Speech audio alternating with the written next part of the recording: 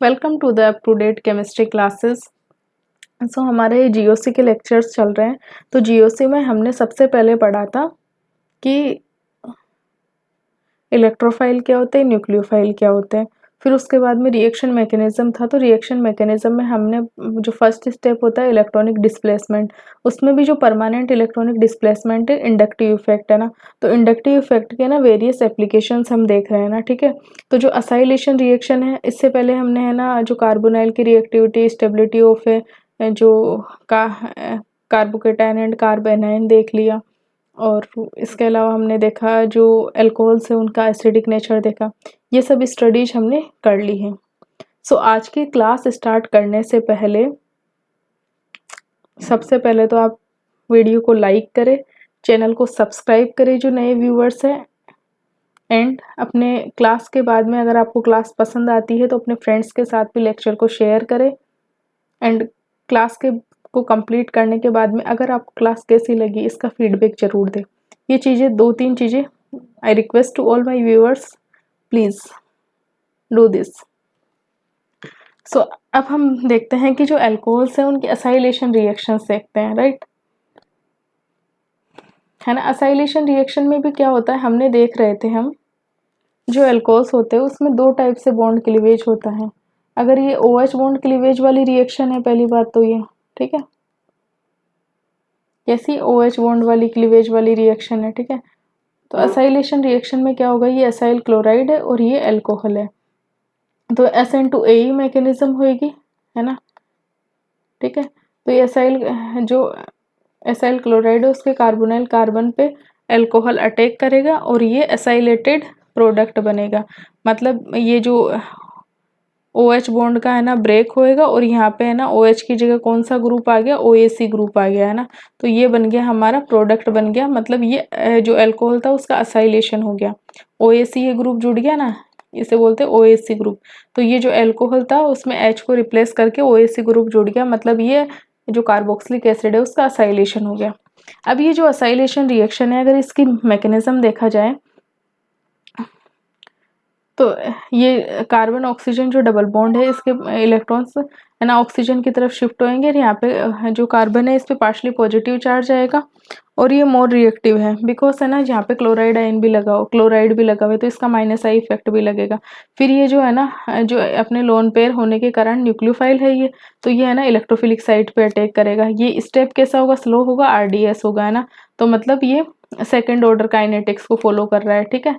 Rate of reaction किस किस पे डिपेंड करेगी, एक तो एसिड हैलाइड पे डिपेंड करेगी और एक न्यूक्लियोफाइल पे डिपेंड करेगी। एसिड हैलाइड और न्यूक्लियोफाइल इन दोनों के कंसंट्रेशन पे डिपेंड करेगी, मतलब सेकंड ऑर्डर काइनेटिक्स हो गया, ठीक है। अब यहाँ पे नेक्स्ट स्टेप में क्या होएगा, ये जो ऑक्सीजन पे जो चार्ज है, इलेक्ट्रॉन है, ये इस साइड मूव करेंगे और ये जो क्लोराइड है ये बाहर निकल जाएगा। ये स्टेप एलिमिनेशन स्टेप कैसा होगा, फास्ट होएगा। और इस फास्ट स्टेप के बाद में हमारे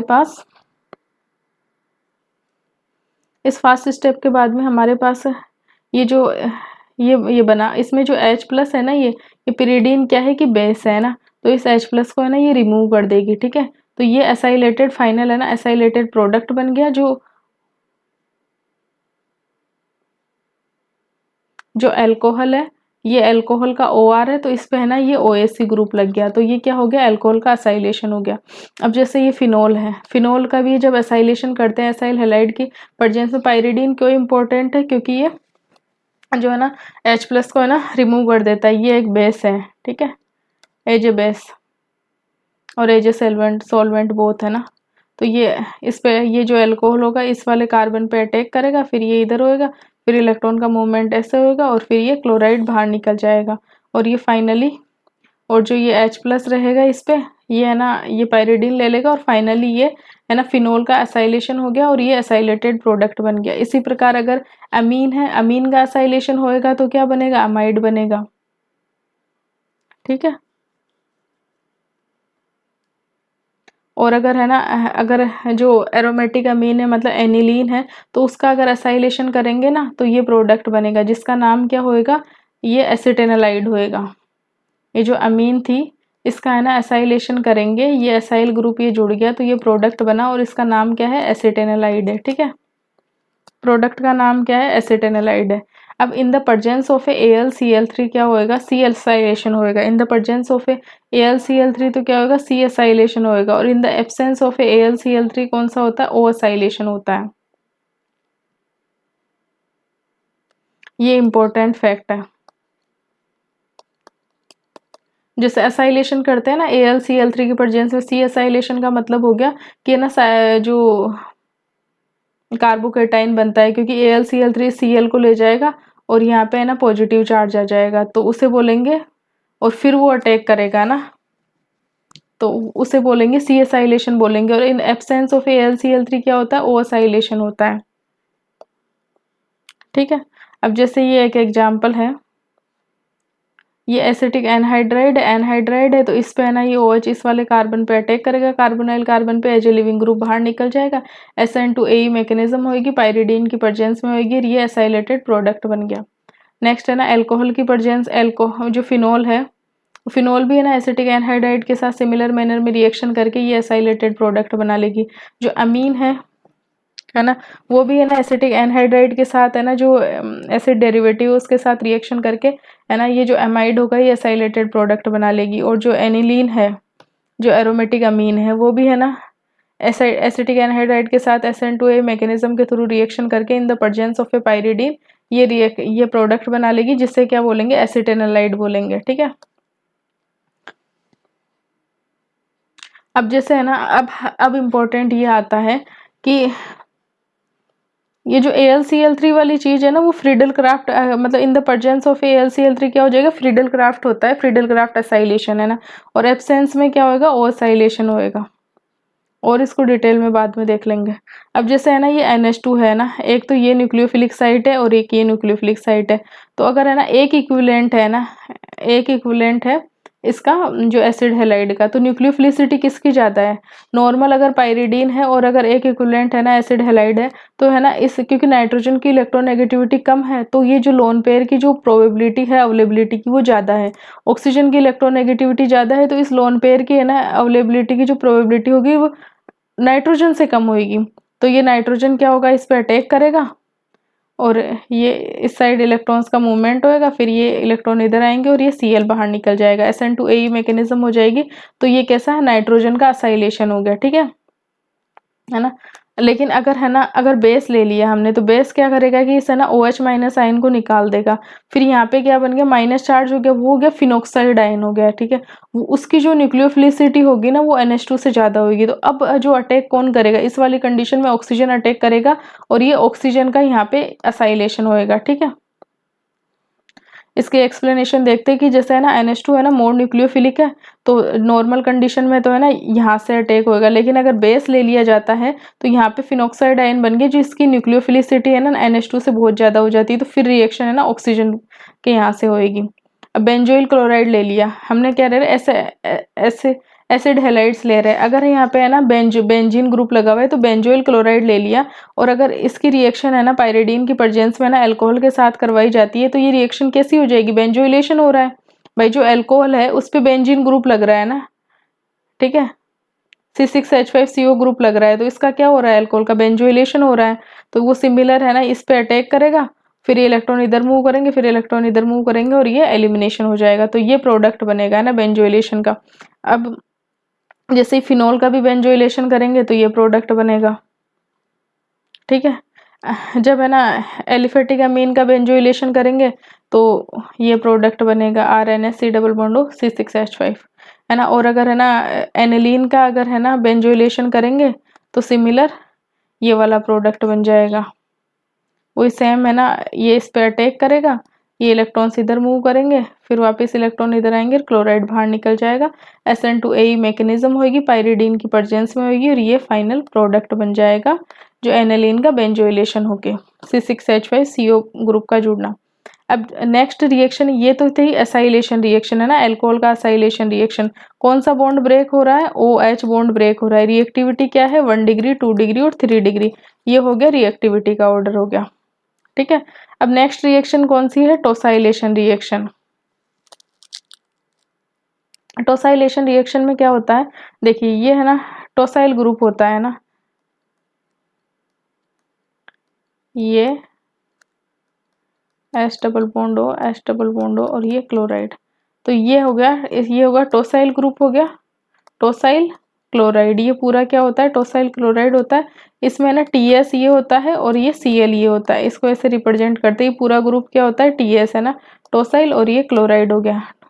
क्या नाम हो गया इसका, पैराटोलुइन सल्फोनिल क्लोराइड है ना, पैराटोलुइन सल्फोनिल क्लोराइड, ये इसका नाम हो गया। ठीक है। अब टोसाइलेशन रिएक्शन में क्या होता है, अल्कोहल का जो OH ग्रुप जो ऑक्सीजन पे जो न्यूक्लियोफिलिक साइट है उससे है ना ये सल्फर के जो इलेक्ट्रोफिलिक साइट पे अटैक करेगा, SN2AE मैकेनिज्म होगी in the presence of A pyridine base है ये। ठीक है, इस H+ को रिमूव करने के लिए ये है ना। फिर इसके बाद में ये वाला जो ग्रुप हो गया ना, ये इतना है ना, इसे क्या बोलेंगे, TS बोलेंगे। ठीक है। और ये अल्कोहल से आया R और O हो गया है ना, OH बॉन्ड का क्लीवेज हो रहा है यहाँ पे, देखो ये बॉन्ड का क्लीवेज हो रहा है, तो ये हो गया ROTS हो गया है ना। ठीक है। तो ये क्या हो गया, अल्कोहल का टोसाइलेशन हो गया।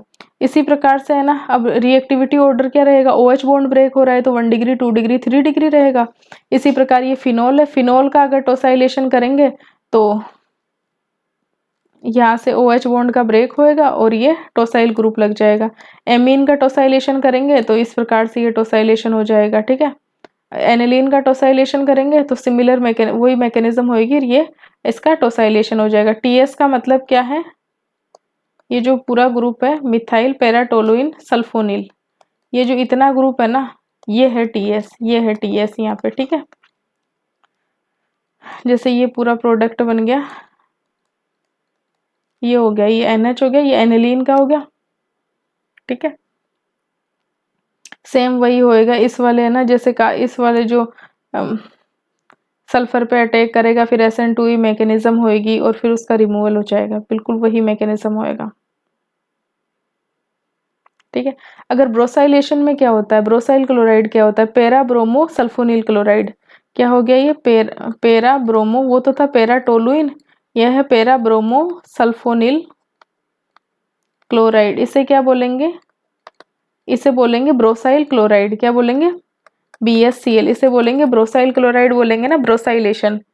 ये हो गया ब्रोसाइल हो गया और ये क्लोराइड हो गया। ठीक है।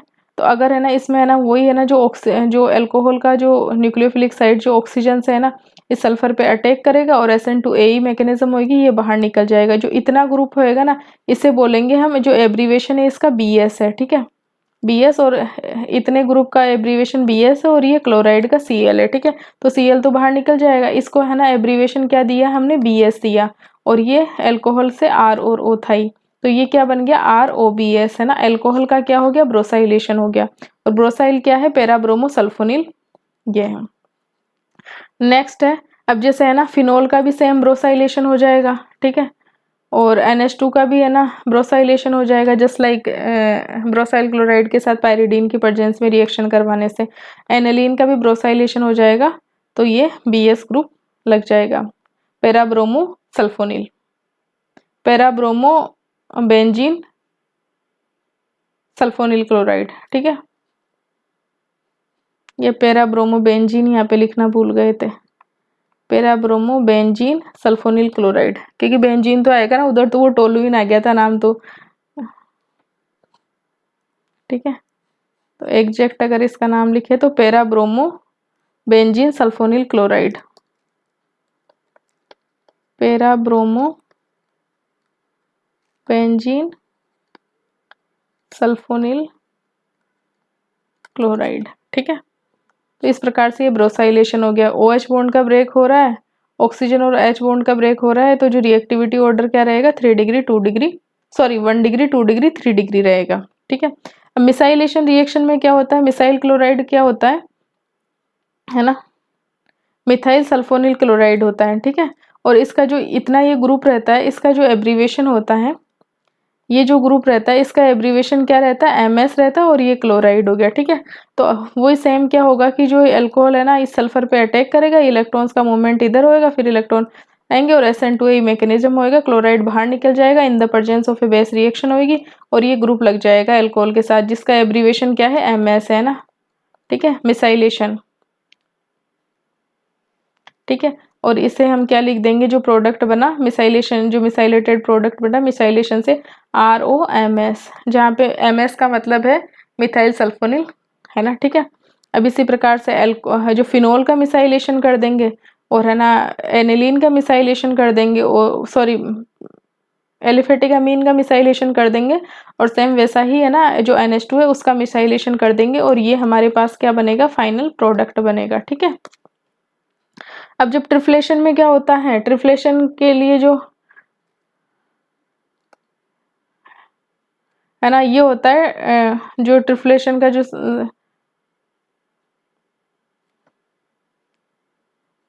ये रिएजेंट होता है, इसके जो सल्फर पे ऑक्सीजन अटैक करेगा अल्कोहल का, और फिर SN2A मैकेनिज्म होगी in the presence of A base, और ये प्रोडक्ट बन जाएगा, जिसमें है ना जो TF किसको रिप्रेजेंट कर रहा है, TF का ये ना जो इतना ग्रुप है ना ये है ना TF को रिप्रेजेंट कर रहा है, और ये है अल्कोहल से, तो ये क्या हो जाएगा, ट्रिफ्लेशन का प्रोडक्ट ROTF हो जाएगा, ठीक है। इसी प्रकार है ना फिनोल का कर सकते हैं, और एनिलीन का कर सकते हैं, एरोमेटिक अमीन का, एलिफेटिक अमीन का कर सकते हैं ना, रिएजेंट की प्रेजेंस में, in the presence of A base, reaction करने से ये ट्रिफ्लेशन प्रोडक्ट बन जाएगा, ये ट्रिफ्लेशन रिएक्शन हो जाएगी। अब जैसे है ना TS क्लोराइड है ना, पैराटोलुइन सल्फोनिल क्लोराइड है ना, PTS से भी बोलते हैं इसे, है ना पैराटोलुइन सल्फोनिल क्लोराइड, है ना, ठीक है।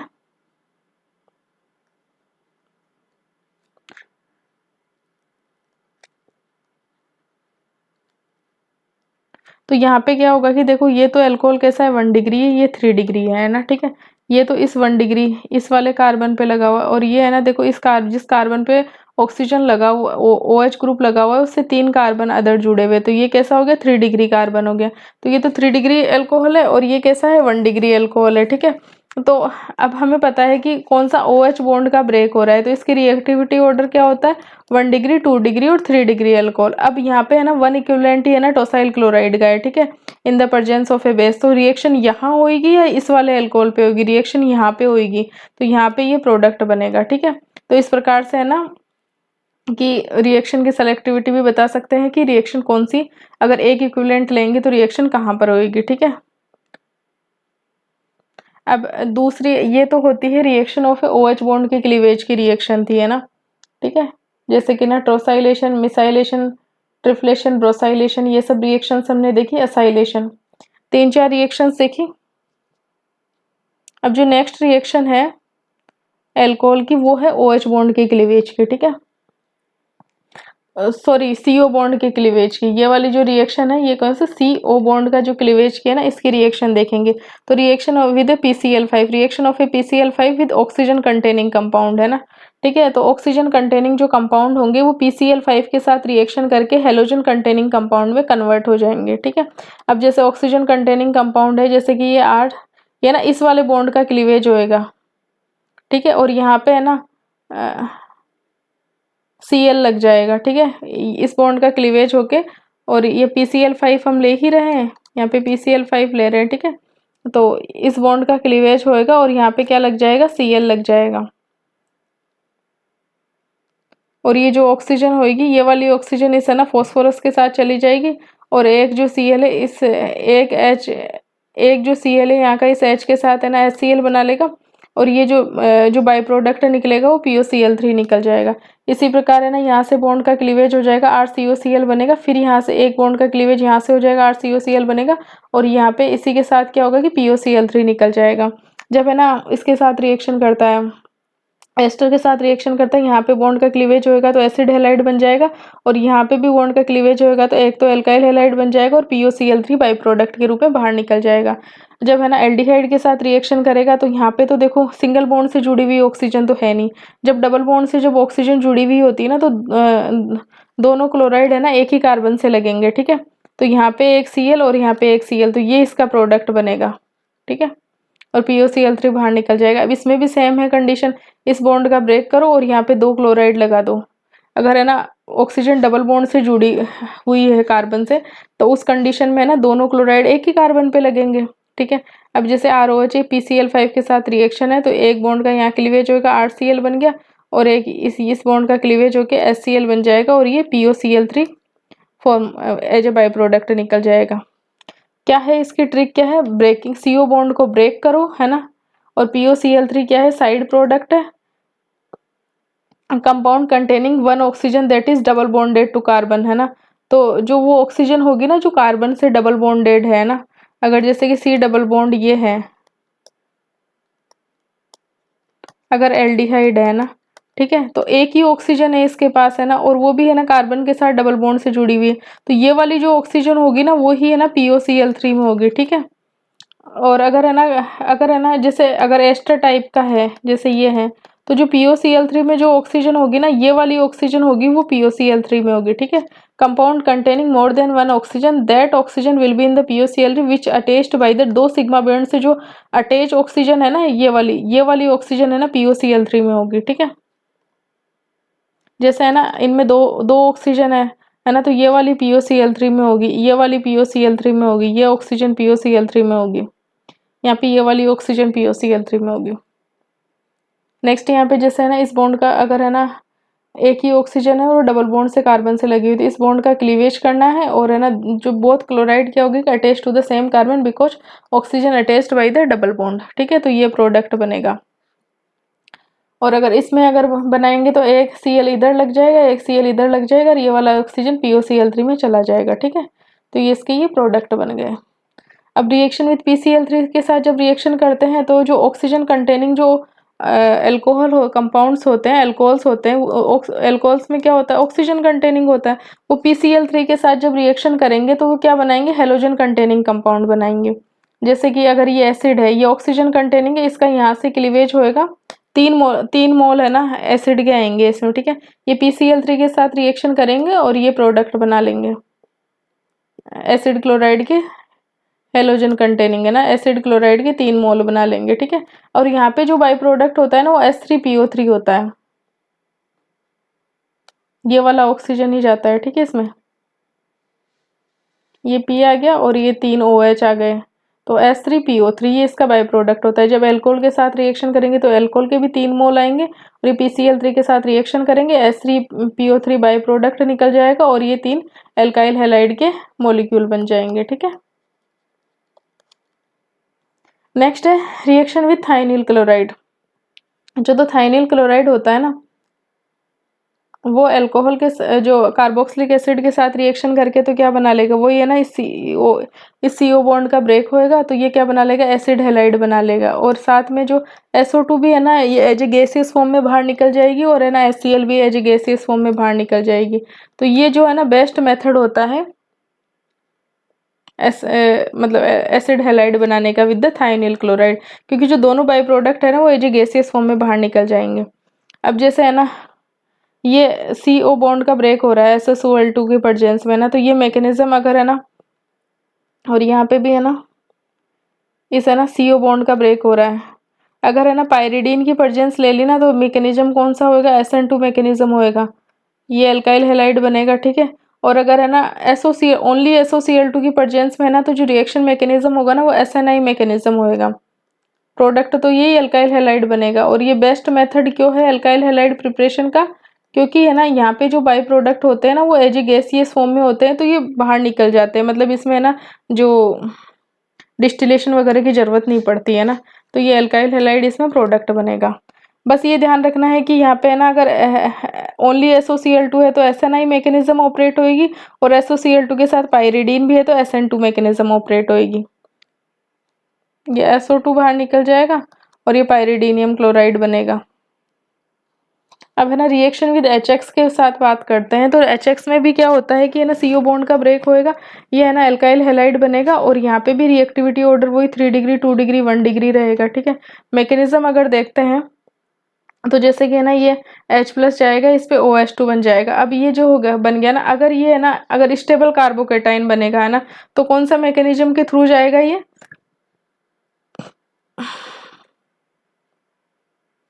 अगर ये stable carbocation, if carbocation is stable reaction will proceed through SN1 से थ्रू प्रोसीड करेगी, ठीक है।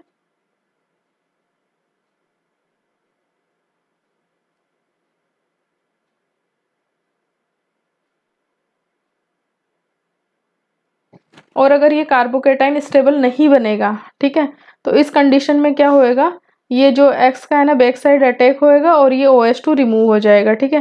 तो यहाँ पे कौन सी रिएक्शन मैकेनिज्म आ जाएगी, SN2 मैकेनिज्म आ जाएगी। प्रोडक्ट है ना एल्काइल हैलाइड ही बनना है दोनों कंडीशन में। According to acidic nature strong acid more reactive है ना, अगर इसकी रिएक्टिविटी ऑर्डर देखी जाएगी, जो ये एल्काइल है, जो मिनरल एसिड्स होंगे, तो जो मतलब जो मोर एसिडिक, जो जिसका है ना एसिडिक नेचर ज़्यादा होएगा, वो जो मिनरल एसिड होगा वो मोर रिएक्टिव होगा टुवर्ड्स रिएक्शन विद एल्कोहल। तो HI मोर रिएक्टिव होएगा देन HBr से, और HBr मोर रिएक्टिव होगा देन HCl से, ठीक है। बस यहाँ पे देखना है कि इसका जैसे है ना प्रोटोनेशन हो गया, प्रोटोनेशन होने के बाद में है ना OH का प्रोटोनेशन हो गया। अगर है ना कार्बोकेटाइन अगर स्टेबल बन रहा है, मतलब जैसे 3 डिग्री कार्बोकेटाइन बन रहा है, तो रिएक्शन SN1 के थ्रू प्रोसीड हो जाएगी। और अगर कार्बोकेटाइन स्टेबल नहीं बन रहा है, तो ये जो X माइनस का है ना बैक साइड अटैक होएगा और ये लिविंग ग्रुप के फॉर्म में निकल जाएगा, तब SN2 मैकेनिज्म ऑपरेट होएगी। अब जैसे फिनोल है, फिनोल में क्या होता है, ये HX के साथ रिएक्शन नहीं देता है, बिकॉज यहाँ पे क्या होता है कि रेजोनेंस के कारण ये ना जो कार्बन ऑक्सीजन बॉन्ड में ना पार्शियली डबल बॉन्ड करेक्टर आ जाते हैं, इसलिए इसको ब्रेक करना थोड़ा सा ना मुश्किल हो जाता है। Here partially double bond character between the carbon oxygen, so cleavage is not easy, so we can say that the where partial double bond character are between carbon and oxygen present, they can't give the reaction with HX, मतलब mineral acids के साथ वो reaction नहीं देंगे, right. अब जैसे ये है, एक तो ये OH ग्रुप है, एक ये OH ग्रुप है, यहाँ पे तो है ना पार्शियली डबल बॉन्ड करेक्टर है, लेकिन इस वाली पोजीशन पे क्या है, इस वाली पोजीशन पे तो नहीं है, तो ये इस वाले बॉन्ड का ब्रेक होएगा और ये हेलोजिनेटेड प्रोडक्ट बन जाएगा। नेक्स्ट है acidic nature of hydrogen atom. तो acidic nature of hydrogen atom की जब हम स्टडी करते हैं, तो जैसे एसिडिक नेचर है, तो जो कॉन्जुगेट बेस बनता है ना भाई H+ दे देगा, H+ देने के बाद में जो कॉन्जुगेट बेस बना है, इसकी स्टेबिलिटी जितनी ज़्यादा होएगी, जो एसिडिक नेचर है ना ZH का उतना ही बढ़ता जाएगा, है ना, इंक्रीज हो जाएगा। अब जो जो कॉन्जुगेट बेस है, इसकी स्टेबिलिटी किस पे डिपेंड करती है, जितने भी है ना इलेक्ट्रोनेगेटिविटी के डायरेक्टली प्रोपोर्शनल होएगी, साइज के डायरेक्टली प्रोपोर्शनल होएगी। भाई इसका जितना बड़ा साइज होएगा, जो नेगेटिव चार्ज का स्टेबलाइजेशन उतना ही ज़्यादा होएगा। जेड की इलेक्ट्रोनेगेटिविटी जितनी ज़्यादा होगी, नेगेटिव चार्ज की स्टेबिलिटी उतनी ही ज़्यादा होगी। मतलब जो स्टेबिलिटी होती है ना कॉन्जुगेट बेस की, वो इलेक्ट्रॉन विड्रॉइंग ग्रुप्स के तो है ना डायरेक्टली प्रोपोर्शनल होती है, और इलेक्ट्रॉन नेगेटिविटी जो जेड की उसके डायरेक्टली प्रोपोर्शनल होती है। वे वही है ना, जो रिलीजिंग जितने भी फैक्टर्स होते हैं ना, उनके टुवर्ड्स क्या होता है कि स्टेबिलिटी इन्वर्सली प्रोपोर्शनल का रिलेशन होता है, राइट, 1 में आ रहा है इन्वर्सली प्रोपोर्शनल।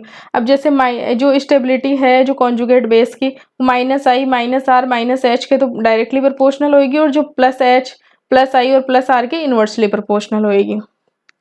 अब इसके हम कुछ एग्जाम्पल्स देखते हैं, जैसे कि ये है ना HA है, तो ये हाइड्रोजन ज़्यादा एसिडिक हो, ये होगा, ये होगा। तो यहाँ पे देखो ये कार्बन कैसा है, sp3 है, ये कार्बन कैसा है, sp2 है, और ये कार्बन कैसा है, sp है ना। तो इस H+ को निकालने के बाद में इससे कॉन्जुगेट वो बेस कौन सा बनेगा, CH2- बनेगा, ठीक है। इससे निकालने के बाद में CH2 डबल बॉन्ड CH- बनेगा, और इससे है ना निकालने के बाद में ये कॉन्जुगेट बेस बनेगा।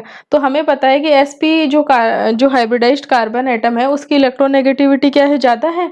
तो इस कारण क्या होएगा, इसमें % करेक्टर ज़्यादा रहेंगे, है ना। % करेक्टर ज़्यादा है तो इलेक्ट्रोनेगेटिविटी ज़्यादा है, तो इस कॉन्जुगेट बेस की स्टेबिलिटी ज़्यादा है, सबसे ज़्यादा ये वाला कॉन्जुगेट बेस स्टेबल है। तो एसिडिक नेचर का ऑर्डर क्या हो जाएगा, HASC की सबसे ज़्यादा होगी, फिर HB की, और फिर HA की। यहाँ पे है ना, यहाँ पे % करेक्टर 50% है, यहाँ पे 33% है, यहाँ पे 25% है। मतलब ऊपर से नीचे आने पे इलेक्ट्रॉन नेगेटिविटी है ना कॉन्जुगेट बेस की डिक्रीज हो रही है। तो इलेक्ट्रोनेगेटिविटी कॉन्जुगेट बेस के ना ऊपर से नीचे आने पे है ना इंक्रीज हो रही है, ठीक है।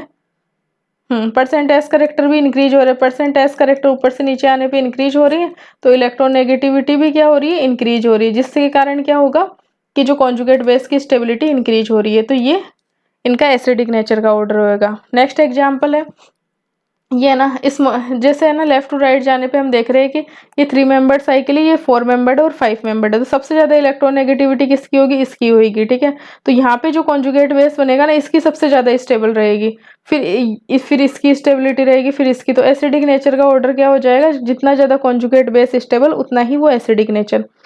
अब यहाँ पे देखिए यहाँ पे है ना अगर H+ निकल जाएगा तो नेगेटिव चार्ज इस कार्बन पे आएगा, यहाँ पे निकल जाएगा तो नेगेटिव चार्ज इस कार्बन पे आएगा और यहाँ पे निकल जाएगा। अब नेगेटिव चार्ज यहाँ पे एक रिंग में डिलोकेलाइज हो सकता है, यहाँ 2 रिंग में डिलोकेलाइज हो सकता है, यहाँ पे 3 रिंग में।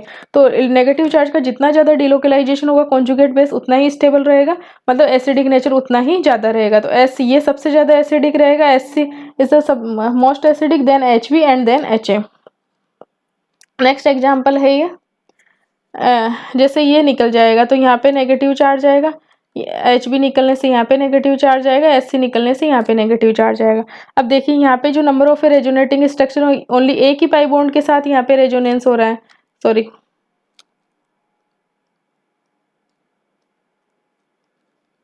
है ना, यहाँ पे तो है ना एक ही पाई बॉन्ड के साथ रेजोनेंस हो रहा है, यहाँ पे है ना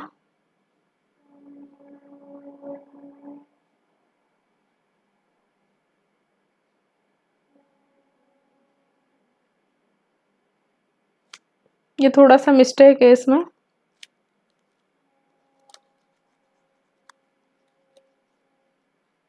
स्ट्रक्चर में ये H यहाँ नहीं होके ये Hb यहाँ होगा और ये Sc यहाँ लगा होगा, जिससे क्या होगा नेगेटिव चार्ज इस वाले कार्बन पे आएगा और नेगेटिव चार्ज इस वाले कार्बन पे आएगा, तो फिर ये डिलोकेलाइजेशन में ऐसे पार्टिसिपेट कर लेगा। ठीक है,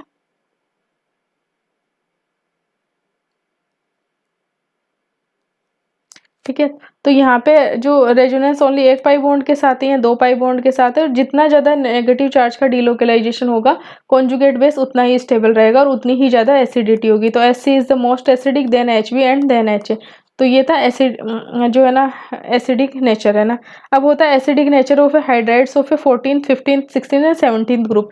ये है 14th ग्रुप है, 15th ग्रुप है, 16 है और 17th ग्रुप है। इनके हाइड्राइड्स का जो एसिडिक नेचर के बारे में देखते हैं ना, तो एसिडिक नेचर क्या है कि लेफ्ट टू राइट जाने पे है ना, यहाँ से लेफ्ट से है ना राइट जाने पे क्या हो रहा है, ये इंक्रीज हो रहा है, क्योंकि है ना जो कॉन्जुगेट बेस बनेगा उसके जो फ्लोराइड आयन बनेगा तो उसके इलेक्ट्रोनेगेटिविटी फैक्टर के कारण क्या हो रहा है कि लेफ्ट टू राइट जाने पे है ना एसिडिक नेचर इंक्रीज हो रहा है। और जैसे ऊपर से नीचे आने पे भी है ना जो एसिडिक नेचर इंक्रीज हो रहा है, वहां पे कौन सा फैक्टर वर्क कर रहा है, साइज फैक्टर वर्क कर रहा है, क्योंकि जैसे जैसे है ना FCl BRI नीचे आते जाएंगे वैसे ही क्या होगा कि है ना साइज है ना इंक्रीज होता जाएगा कॉन्जुगेट बेस का। तो वो जो नेगेटिव चार्ज का है ना मतलब है ना जो एक अच्छा उससे जगह मिलेगी है ना, तो वो उतना ही ज्यादा है ना स्प्रेड हो पाएगा, तो इससे क्या होगा कि स्टेबिलिटी इंक्रीज हो जाएगी। अब जैसे ये है CH4 है, NH3 है, H2O और HF है ना, तो इसका जो कॉन्जुगेट बेस क्या होएगा, अगर ये वीक एसिड है, क्योंकि लेफ्ट टू राइट जाने पे ना एसिडिक नेचर तो बढ़ रहा है, तो सबसे ज्यादा स्ट्रॉन्ग एसिड ये है और ये वीक एसिड ये है। और अगर इसका ये एसिड वीक है तो इसका जो कॉन्जुगेट बेस क्या होगा, सबसे ज्यादा स्ट्रॉन्ग रहेगा, कॉन्जुगेट बेस सबसे ज्यादा स्ट्रॉन्ग रहेगा। और जो फ्लोराइड का जो HF का जो कॉन्जुगेट बेस है वो सबसे वीक रहेगा। ठीक है, तो इलेक्ट्रोनेगेटिविटी इंक्रीज हो रही है, stability of a conjugate base क्या हो रही है, इंक्रीज हो रही है, tendency to bear negative charge भी क्या हो रही है, इंक्रीज हो रही है।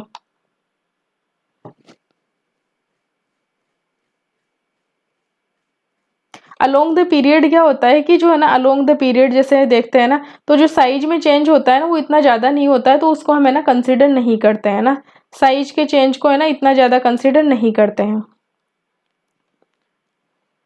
अब जैसे है ना HF से ये, अब ये जो कॉन्जुगेट बेस है ना,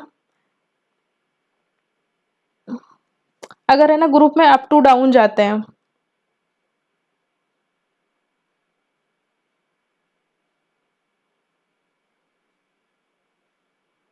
अप टू डाउन जाते हैं, जैसे कि HF है, फिर HCl है, HBr है और HI है ना, तो सबसे ज़्यादा स्ट्रॉन्ग एसिड कौन सा है, कॉन्जुगेट एसिड कौन सा है, HI है।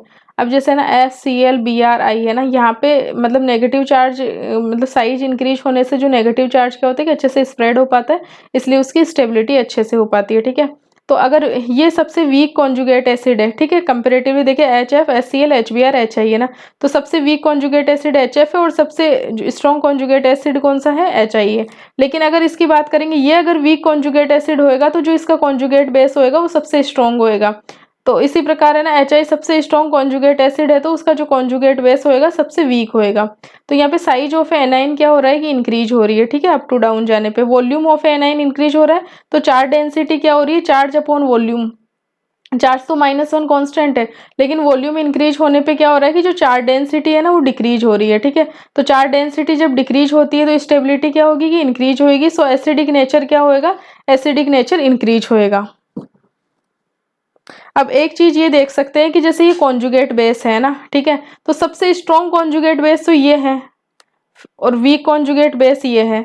तो मतलब जो कॉन्जुगेट बेस है उसकी भी जो एसिडिटी है वो अप से डाउन जाने पे है ना डिक्रीज ही हो रही है, क्योंकि F my strong conjugate base का मतलब जो बेसिसिटी है ना, जो बेसिसिटी है वो फ्लोराइड की सबसे ज्यादा है और आयोडाइड की सबसे कम है बेसिसिटी। अब बेसिसिटी कम होने का मतलब भी क्या हो रहा है, अप टू डाउन जाने पे एसिडिक नेचर इंक्रीज हो रहा है। तो मतलब कॉन्जुगेट जो कॉन्जुगेट एसिड और जो कॉन्जुगेट बेस है उनका दोनों का जो एसिडिक नेचर है अप टू डाउन जाने पे क्या होता है कि इंक्रीज ही होता है। सिमिलरली यहाँ पे देखिए सबसे स्ट्रॉन्ग कॉन्जुगेट बेस है ना CH3 है और सबसे वीक कॉन्जुगेट बेस कौन सा है, ये फ्लोराइड है। तो इनकी भी है ना लेफ्ट टू राइट जाने पे जो कॉन्जुगेट बेस है इनकी भी जो एसिडिक नेचर है लेफ्ट टू राइट जाने पे इंक्रीज ही हो रही है, क्योंकि बेसिसिटी का कम होने का जो एक मीनिंग होता है कि उसकी एसिडिटी बढ़ रही है, ठीक है। अब जैसे है ना arrange the following in decreasing order of acidic nature के हमें डिक्रीजिंग ऑर्डर में अरेंज करना है।